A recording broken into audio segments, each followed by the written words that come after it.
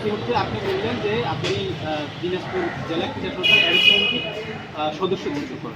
তো সেটা ad hoc committee ছিল, সেটা যদি বৈধ হয় তাহলে তাহলে অ্যাডহক কমিটি কেন অবৈধ? মানে এটা কি সাংঘর্ষিক না?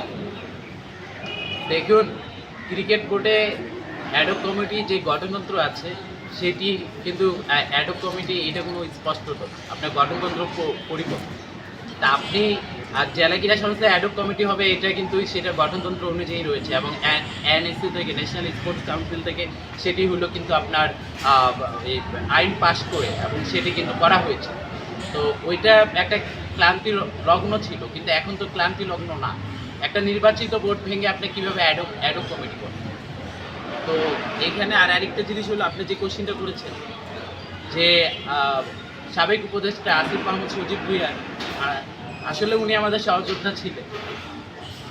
আমি 158 জনের মধ্যে একজন সমন্বয়ক ছিলাম, উনিও সমন্বয়ক ছিলেন, তাই সেখান থেকে উনি আমাদের সহযোদ্ধা ছিলেন।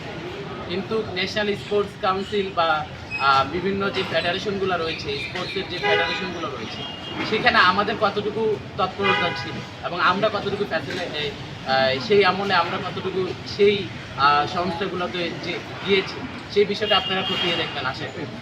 অবশ্যই আমাদের বিরুদ্ধে এমন কোনো অভিযোগ কেউ দিবে বলে আমরা মনে করি না, কারণ আমরা যাই হোক আমরা স্টুডেন্ট পলিটিক্স করেছি, আমরা সারাক্ষণ ক্যাম্পাস ভিত্তিক পলিটিক্স করেছি এবং ছাত্রদের অধিকার আদায়ে যেভাবে ছাত্র একাডেমিক্যালি যে পলিটিক্স করা দরকার আমরা সেটাই করি।